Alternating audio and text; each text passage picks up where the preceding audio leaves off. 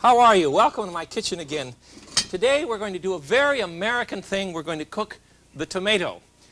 If you think that the tomato came from some other place other than the Americas, you're very wrong. The tomato belongs to us, but it's come to us by a very strange route. It was originally grown in South America. The Aztec Indians called it the tomacal. At least that's as close as I can come to Aztec. And from that we got the name tomato. It then went with explorers to Europe and eventually came back to the colonies with early colony explorers and early colonialists. It was a marvelous thing to have, and it still is a very versatile vegetable. But it wasn't until the 1900s that the last person in our culture kind of gave up on the idea that the tomato was really poison. Can you imagine? 1900 it was still poison? I have all kinds of tomatoes I've got to show you. The first one we have, and we can pick most of these up in a local supermarket, the first one, of course, is a basic old American tomato. It's very ripe and nice. I found some good ripe ones. By the way, if you want to ripen these properly, sit them down upside down on your windowsill and let them ripen. Don't try and serve them until they're very red inside. There isn't any flavor in most of our tomatoes anyhow. They come from hothouses and they're just awful. But if you grow your own, you're in great shape. This next one is a Mexican tomato. And it's very, very green. It's called a tomatillo, or literally little tomato. And let me show you how to peel this. It comes wrapped in this marvelous little pod. Isn't this fun? And you simply peel it thusly. And you have a very... I would call it very pithy. I'll show you. I want to cut one of these later on for you. It's a very pithy tomato. Generally, it's used for sauces. Thirdly, I have an Italian plum tomato. These are beautiful things, very rich. These aren't terribly ripe, are they? But they're very, very nice for sauce. They're a little more expensive, but you can have a good time with them. Fourthly, the Tiny Tim, or a cherry tomato. I have a great time in my backyard in Tacoma with a whole bunch of Tiny Tim plants, and I come home after working on a summer day and lay down in the backyard and pick fresh tomatoes off the vine and drink a little sherry. It's great. Here's a homegrown tomato from some friends here in the city. This is a beefsteak. Look how ripe and lovely he is, you see? And finally, the most expensive tomatoes that I can find are sun-dried tomatoes from Italy. And they're very expensive. This is about $9 worth. But a little goes a long way. I just want to put a couple out here so you can see them. You can buy these in the bulk in some delicatessen, so you don't have to buy a whole $9 worth, you see. But they're very, very rich and they're very beautiful. I want to show you how to make an hors d'oeuvre with these later on. They're packed in virgin olive oil, very flamboyant. There we go. We can play with those later on. So the tomato is our game today. And let's get started with, here we go, get a side here. Let's get started with a very elegant broiled French tomato. The tomato itself is not French, but the style certainly is. Let's choose a good tomato. That one's not quite as ripe as that one. Here we are. Remember now, when you cut a tomato, please have a very sharp knife so that you don't have to push on the tomato. The knife should be so sharp that when you move it back and forth and let the knife do the work, you see, there should be no juice on the board. Well, I got a drip. All right, all right. But normally, you see, if you're careful, you'll not have anything on the board. It'll be very easy to do. Now, we want to salt and pepper the tomatoes. We're going to broil these, Italian style or French style. Just delicious. There we go, a little bit of salt and pepper. Then I want a couple tablespoons of, I'm making half a dozen of these, so 3 big tomatoes, you see, to make 6 halves for your family. We want to prepare a couple of tablespoons of breadcrumbs and a clove of garlic. You can put in more garlic if you like, of course. Can't be too much garlic. And a couple of tablespoons of olive oil. And we'll blend that with a fork. Where's the olive oil? Here we are.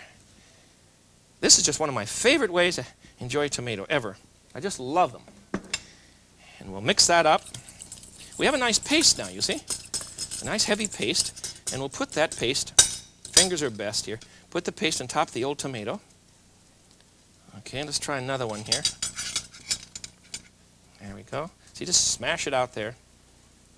And now we want to put some cheese on this, some grated Parmesan or Romano. This happens to be a Romano. And the other one again. There we are. They're looking better, aren't they, huh? There we go. Now let's try some, oh, you can either use a basil and make it a little French, or you can use some oregano and make it a little Greek, or you can use some basil and oregano together and make it a little Italian. But I want to use just a pinch of basil. There we are. And we're going to pop this under a broiler. And just, you want to broil these first and then rebake them, warm them up again, fine. But I don't want you to let them get soggy. The soggy tomato is a terrible thing, so be careful with them. I have already put some of these in a baking dish. Let me get them out of the oven. You're going to be impressed with this one. Pot holders, there we go. Here's half a dozen slices. You see? You want to barely brown these. Let me set this down. You can look at it. Ow, ow, ow, ow, ow. There. There. You want to barely brown these. You see, I haven't browned them too much. And then I could take them out and let them cool, and then later on put them back in the oven and warm them up again so that they're barely cooked. You see, I want you to cut into that, and I want it to have a little body, have a little give. For heaven's sake, you don't want to overdo these. All right? Now, let's go on to the next one. Did you get the recipe? 2 tablespoons of breadcrumbs, 2 tablespoons of olive oil, shot of garlic. Mix that up, put it over salted and peppered tomato half, and then add a little bit of basil on top, and finally some grated Romano or Parmesan cheese. Broil them, and then put them into a hot oven and bake them just for a few minutes for dinner. The whole process of baking should take about 15 minutes and just a few minutes to broil it under a hot broiler. It'll work fine for you. It's a very flamboyant thing to do, and I just think it's gorgeous. Let's do a tomato saute.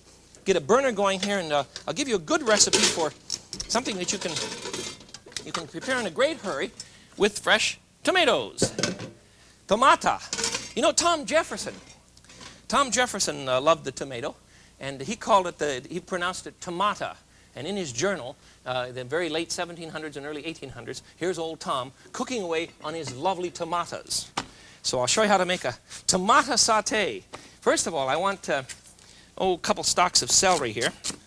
And we're going to saute some celery, yellow onions, in garlic and olive oil. Just for a few minutes. Then we'll add our tomatoes, and we'll make a very nice, crunchy vegetable saute. The pan needs to be hot first, of course. Let's see. We need some garlic, and we'll have some olive oil.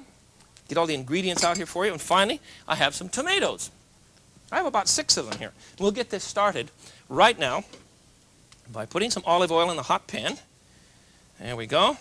And I'll put in a bit of garlic. You can put in as much as you like, but or if you want to do something for a lighter saute, you can simply omit the garlic. I can't believe I said that, but it's possible to omit garlic in some dishes.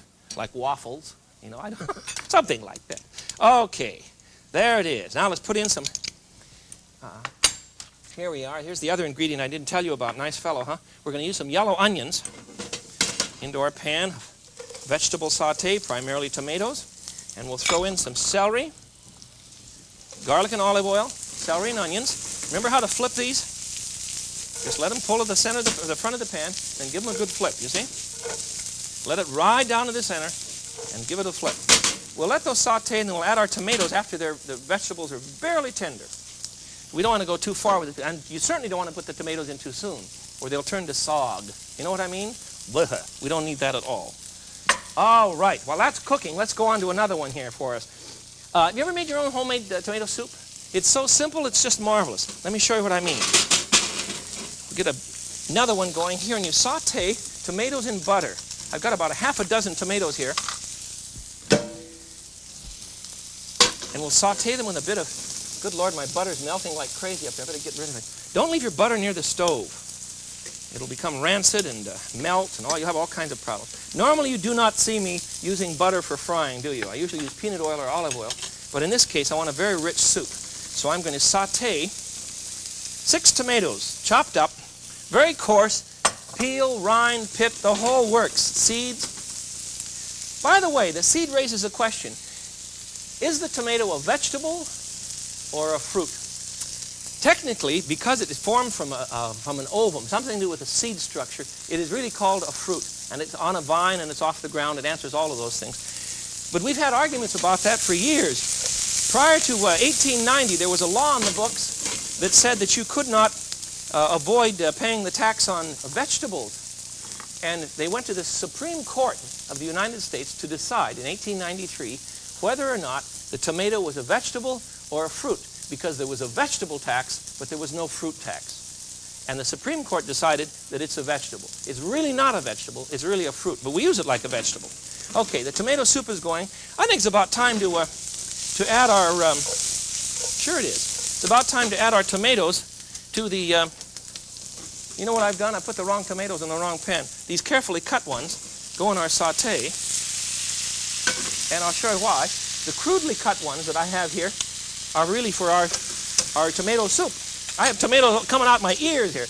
You see, I cut up the scraps, the pieces of tomato that didn't look so hot, you see. And these are the ones that I want to use for the soup. There we go. Now we've got it all figured out. Okay. Sauté is looking good. The tomato soup is cooking. We're going to have a marvelous mess here very shortly of beautiful American dishes. We have everything ready to go in the sauté. It's just about done. The soup is cooking. Let me show you what you wind up with when you blend the tomatoes that I'm sautéing with 3 cups of stock, chicken stock preferably, and you'll wind up with something this consistency. You see? Now, that's 3 cups of chicken stock and the sautéed tomatoes. How long did I sauté the tomatoes? Just until they begin to collapse. Then you simmer them for about 20 minutes in the soup stock, and we're ready now to grind this up. I'm going to throw it in a food processor. Then we'll add a little bit of milk or cream, and we'll have a lovely, fresh, terribly fresh tomato soup. So let's chuck it in the food processor here. You can use a food blender too if you like. There we are. This thing is such a kick, and it just takes a second. There we go. And we have fresh tomato soup. We need a little bit of cream or milk. The milk would probably do the job. Oh, a cup or so. And that's all there is to it. A little bit of salt and pepper for a fresh tomato soup. And it certainly doesn't taste anything like the canned stuff that you and I have lived on for so many years in our culture. It doesn't taste anything like it. Don't put much salt in this. All right, now I'm going to serve a bowl here to myself, and I think we should garnish this with a bit of celery top. That would look good. The pepper and the tomato blended in here. There we are. Well, it doesn't look like the stuff from a can, but it's certainly delicious. You're going to want to reheat this, of course. But remember, after you put the milk in, you're in grave danger of overcooking. So be very gentle when you take it back on the stove to warm it up for lunch or for dinner. Marvelous first course. This is not what you used to have in grade school. Do you remember that terrible stuff? Let me put this in front. I want to put a garnish on this. There we are. Okay, a garnish of celery tops. Thusly, you see? Adds a little color and a little class. All right, now the soup is all set. Did you get that recipe? Sauté 6 tomatoes in a little bit of butter. Add it to 3 cups of chicken broth. Simmer until everything is tender. And then you want to grind it up in a food processor or a blender. Add a little bit of milk. And then a little salt and pepper. Serve with a garnish of parsley or, in this case, celery top. Okay? Look at that one. It's all ready to go.